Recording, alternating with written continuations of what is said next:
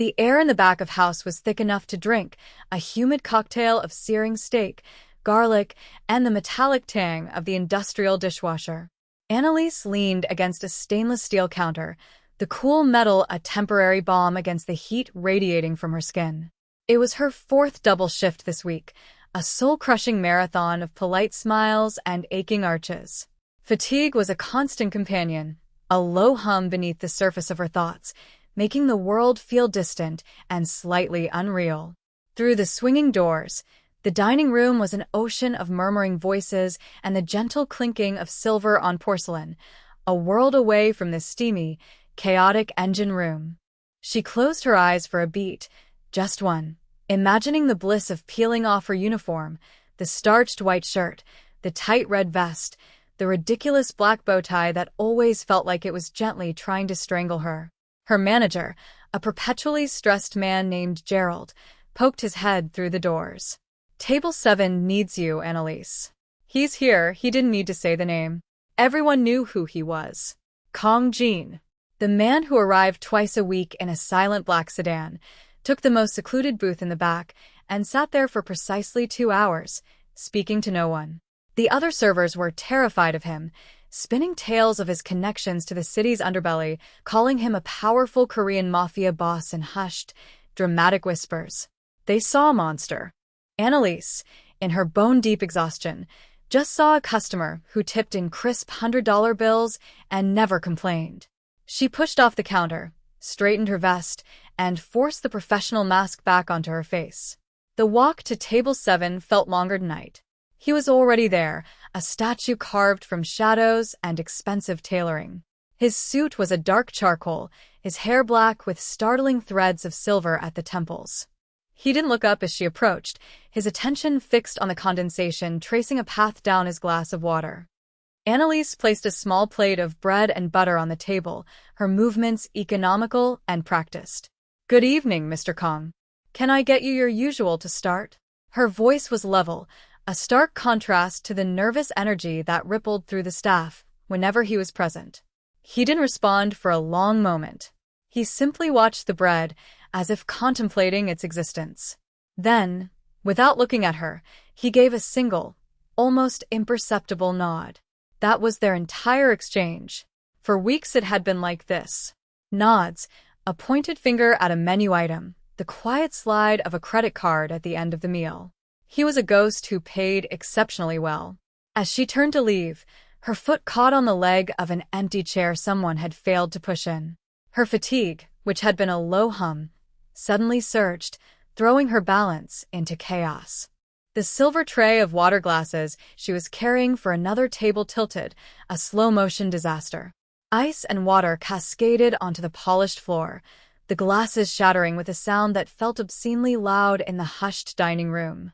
The crash echoed, and for a second, every conversation stopped. A collective intake of breath. Mortification, hot and sharp, flooded Annalise's cheeks. She had just created a scene at the table of the most feared man in the city. She braced herself for a cold dismissal, for a quiet word to her manager that would end her employment. Instead, there was only silence from the booth. When she finally dared to look up from the glittering wreckage, Kong Jin was looking directly at her. For the first time, his eyes were not angry. They were dark, analytical, and filled with a stillness that was more unnerving than any rage. He was simply watching her, as if she were a puzzle he was slowly piecing together. He finally spoke, his voice a low baritone, smooth and quiet. "Are you all right?" The question, so mundane, so human, was the last thing she ever expected to hear from him. Her own voice came out shaky, a betrayal of the calm she projected. "I'm fine. I am so sorry, sir." "I'll have this cleaned up immediately." She knelt, fumbling with the larger shards of glass, her hands trembling slightly. Another server rushed over with a dustpan, their eyes wide with a mixture of pity and fear. Gerald was already hovering, his face pale. But Jean held up a hand, a gesture that stopped everyone in their tracks. He was still looking at Annalise. "What is your name?" he asked, the question cutting through the residual tension. She looked up from the floor, meeting his gaze again. The intensity there held her captive. It wasn't threatening, but it was absolute. "Annalise," she said, her voice barely a whisper. He gave another one of his slow, deliberate nods. "Annalise," he repeated, as if tasting the word. He then turned his gaze to Gerald. "From now on, only she will serve my table." It wasn't a request. It was a decree. Gerald stammered an immediate agreement, practically bowing. Annalise just knelt there, surrounded by shattered glass and spilled water, feeling as though the floor had just dropped out from under her. She had stumbled, quite literally, into the orbit of a man everyone else knew to avoid, and she had no idea what that meant. The arrangement became a strange, silent ritual. Every Tuesday and Friday, he would arrive at 7 o'clock sharp. Annalise would have his table ready, a glass of iced water waiting. She would take his order. Always the same, steak, rare, with a side of steamed asparagus, and he would eat in complete silence, his focus absolute. He never read, never looked at a phone. He just existed in his booth, a pocket of profound stillness in the bustling restaurant. Annalise became an expert in his silence.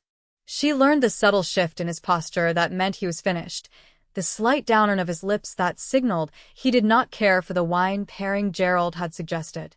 She moved around him with a quiet efficiency that he seemed to appreciate, a silent dance they performed twice a week. Her coworker, Sarah, thought she was insane. "I don't get how you do it," Sarah would say, polishing wine glasses behind the bar. "He looks at me, and I feel like my soul is being audited." "He is a genuine Korean Mafia boss, Annalise, not just some quiet businessman." Annalise would just shrug. "He's a good tipper, and he doesn't make a mess." It was her shield, that pragmatism. The truth was more complicated. She was no longer just tired when she served him. She was aware, acutely aware. She noticed the fine, almost invisible scar that traced the line of his left eyebrow. She noticed the way his long fingers would rest on his water glass, never tapping, never fidgeting. He wore a simple, elegant watch with a dark leather band, its face unadorned. She started to feel a strange sense of protectiveness over his quiet. When other diners would stare too long or whisper too loudly, she would find a reason to intervene, offering them more bread or refilling their water, drawing their attention away. She was becoming the guardian of his solitude. She was also becoming incredibly curious. Who was this man who commanded such fear with nothing but his presence? What did he think about during those long, silent hours? She found herself constructing a life for him in her head, a narrative to fill the void he presented. It was a dangerous game, humanizing a man everyone else saw as a predator. She knew it was reckless. But in the lonely landscape of her own life, a life defined by exhaustion and student debt, his silent, consistent presence had become a strange, unmovable landmark. A fixed point in her chaotic world. And a part of her, a part she refused to acknowledge, was beginning to look forward to Tuesdays and Fridays with an unsettling anticipation. She was no longer just serving a customer. She was observing an enigma, and the enigma was starting to feel disturbingly familiar. From Jin's perspective, the restaurant was an exercise in control. It was neutral territory, a place of clean lines and predictable etiquette where business could be conducted without the grime of his other world sticking to the upholstery.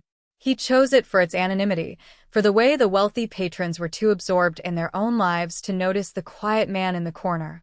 He had cultivated an aura of untouchability, a silence so profound it acted as a better deterrent than any bodyguard.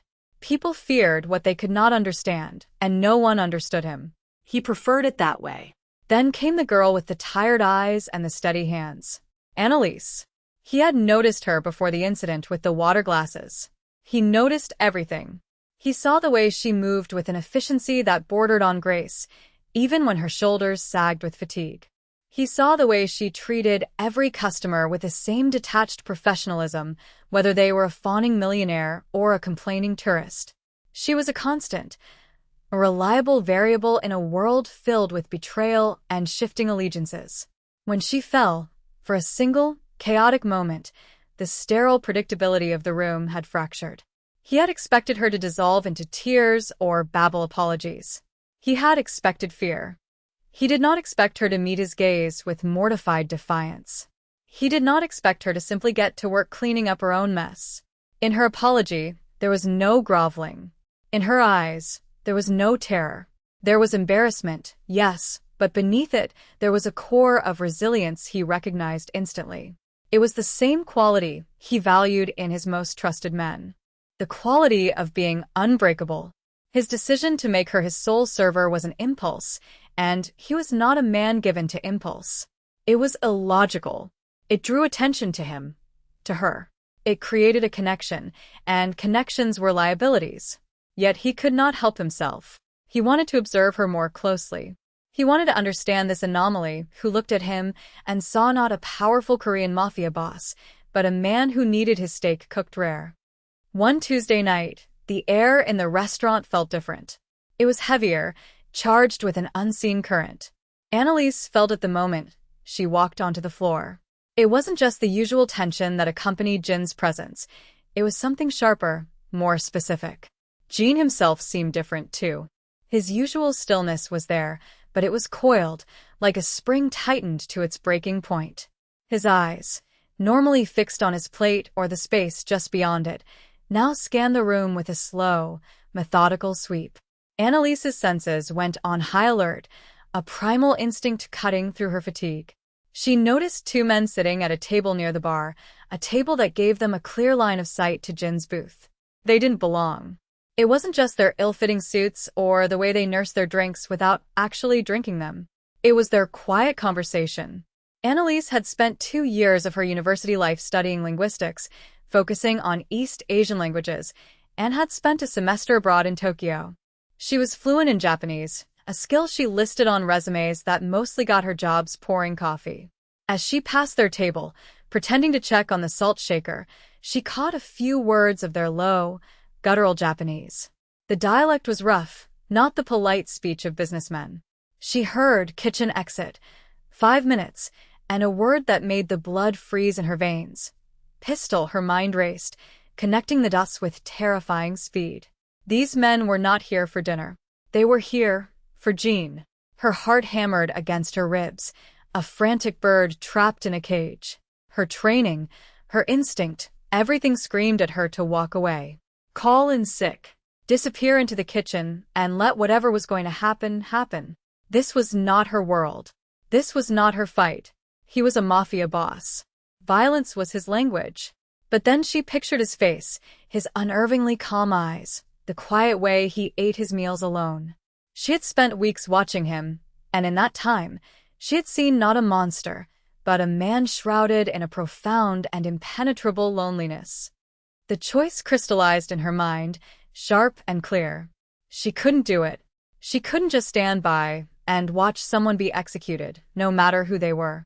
Her moral compass, the one thing she truly owned in this world, wouldn't allow it. It was reckless. It was stupid. It was suicide. But it was the only thing she could do. Her movements became a study in forced calm. She walked to the service station, her hands steady despite the tremor running through her body. She poured a fresh glass of water, the ice cubes clinking softly. Walking towards Jin's table felt like wading through deep water. The two men at the bar watched her, their eyes cold and dismissive. They saw a waitress, an insignificant part of the scenery. She reached the booth, placing the glass down beside his plate. He didn't look up. She leaned in, her voice a low, urgent whisper, her mouth close to his ear as if she were pointing out a special on the menu. She spoke in the same language as the assassins, a flawless, unaccented Japanese. They have a gun. The kitchen exit. In 5 minutes, for a fraction of a second, nothing happened. He remained perfectly still. Then, his eyes lifted and met hers. The placid, analytical calm was gone. In its place was a flash of something she had never seen before. Shock. Pure, unadulterated astonishment. It was there, and then gone, replaced by an alertness so sharp it was almost a physical force. He didn't question her. He didn't hesitate. He simply absorbed the information and processed it. The trust he gave her in that split second was absolute. He blinked once, a slow, deliberate motion that was his only acknowledgement. Then he moved. It was a fluid, economical motion. He stood, not with the haste of a man fleeing, but with the purpose of a man taking control. He reached into his jacket, but instead of a weapon, he pulled out a slim leather wallet. From it, he extracted a single, stark black business card and placed it face down on the table. He looked at her one last time, his gaze holding a new, unreadable depth. Then he turned and walked, not toward the kitchen exit, but toward the main entrance, moving with a calm, unhurried pace that defied the imminent threat. He disappeared through the revolving doors, just as Annalise heard a commotion from the back of the restaurant. A clatter of dropped pans, a sharp, muffled shout. The two men from the bar were suddenly on their feet, their faces masks of fury and confusion. They exchanged a panicked look and bolted for the same kitchen exit they had planned to use as a trap. Annalise stood frozen by the empty booth, her breath caught in her throat. The restaurant patrons were beginning to murmur, sensing the shift in the atmosphere, but understanding none of it. A siren wailed in the distant city, growing faintly louder. She looked down at the table. The black card lay there, a small rectangle of shadow on the white linen. Her hand trembled as she reached for it. She turned it over. There was no company name, no title. Just a name, Kong Jin, and a string of numbers. It felt heavy in her palm, like a key to a door she never should have opened. Her manager was rushing toward her, his face a mess of panic and questions, but she couldn't hear him. All she could hear was the frantic beating of her own heart and the echo of a silent man's astonishment. She had stepped out of her world and into his, and she had a terrifying feeling that there was no going back.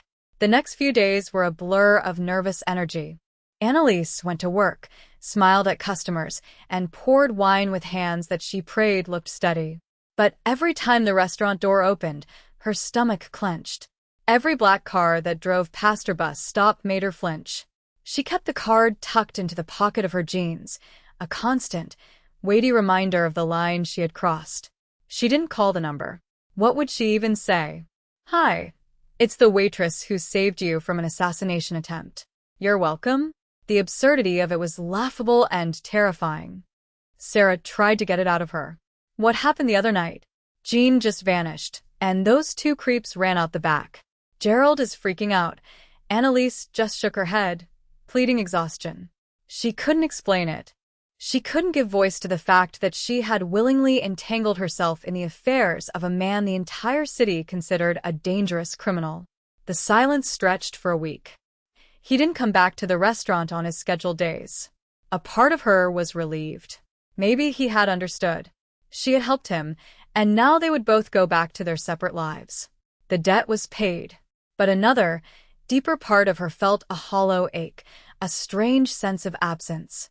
The silence in the restaurant was just silence now, no longer charged with his presence. It felt empty.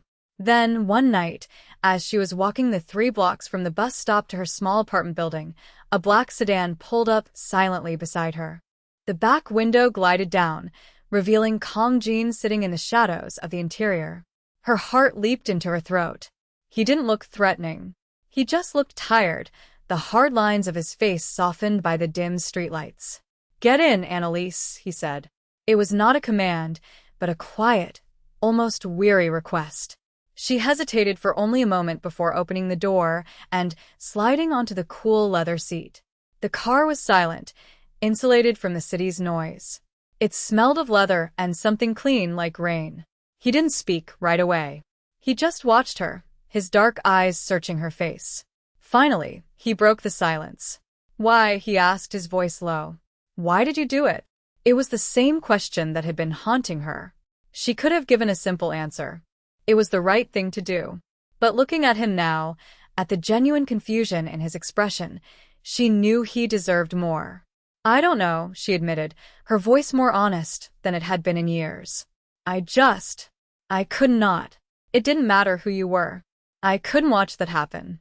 His expression shifted, the hard mask of the infamous Korean Mafia boss cracking for a moment. He looked away from her, out the window at the passing city lights.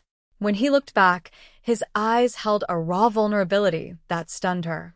"No one has ever done something for me without wanting something in return," he said, his voice barely audible. My entire life has been a series of transactions. Loyalty is bought. Fear is leveraged. Love is a weakness to be exploited. He leaned forward slightly, the space between them shrinking. But you knew nothing about me, except the stories people whisper. And you risked your life for a man you should have feared. He paused, and the silence that followed was heavier than any they had shared in the restaurant. For weeks, I have watched you, he continued, his voice thick with an emotion she couldn't name. You move through this world, tired and unseen, yet you are more present than anyone I have ever known. You see things other people miss. You saw me, the confession hung in the air, a fragile, impossible thing. This powerful, dangerous man was laying his soul bare in the back of a car on a quiet street. I did not know what it was, this feeling, he said, to have someone see past the monster. But I know now. I cannot go back to the silence before you. I cannot let you go back to a life where you are not safe. His gaze was intense, unwavering. This is not a request, Annalise. It is a promise. You will be with me. You will be safe. You will be my wife. The words should have terrified her. They were possessive, absolute. But woven through them was a thread of desperate, profound sincerity. It wasn't the declaration of a tyrant claiming a prize. It was the plea of a drowning man reaching for the only solid thing he had ever found. Annalise sat in the silent, luxurious car, the city lights painting fleeting patterns across Kong Jin's face. His declaration, "You will be my wife," echoed in the enclosed space, a statement of such impossible gravity it seemed to suck all the air from her lungs. This was the moment her life pivoted on a single, terrifying axis. Her mind, usually so quick and analytical, was a storm of conflicting thoughts. There was the life she knew, the relentless exhaustion, the mountain of student debt, the lonely apartment that never quite felt like home. It was a hard life, but it was hers. It was predictable, safe, in its own mundane way. And then there was the life he was offering. A world of shadows and violence, of unspoken rules and unimaginable wealth. A world where danger was a constant companion. To step into it would be to lose herself entirely, to become a possession of the city's most powerful Korean Mafia boss. Yet, looking at him, she didn't see the monster from the whispers. She saw the man who had looked at her with astonishment when she'd warned him. She saw the profound loneliness in his eyes, a loneliness that mirrored her own. He wasn't offering her a fairy tale. He was offering her his reality, his protection, his entire broken, complicated self. He was offering her a place beside him, not behind him. It was a choice between a predictable emptiness and a terrifying, vibrant unknown. She thought of Sarah's warnings, of Gerald's fear, of the common sense that screamed at her to run. But she also remembered the strange sense of purpose she felt in his presence, the way his stillness calmed the chaos in her own mind. He was the first person who had ever truly seen her. He saw her competence, her resilience, her quiet strength. In his world, those weren't the traits of a good waitress. They were the traits of a survivor. A queen. A slow breath escaped her lips. She met his intense gaze, her own resolve hardening into a clear, sharp point. This was not about love, not yet. It was about recognition. It was about choosing to step into a story that was bigger, more dangerous, and infinitely more real than the one she had been living. "Okay," she said. The word was small, quiet, but it landed in the silence of the car with the force of a vow. A flicker of relief, so profound it was almost painful, crossed his features. He reached across the space between them and took her hand. His touch was not rough or demanding. It was firm, warm, and absolute. It was the touch of a man who had just found his anchor in a raging sea.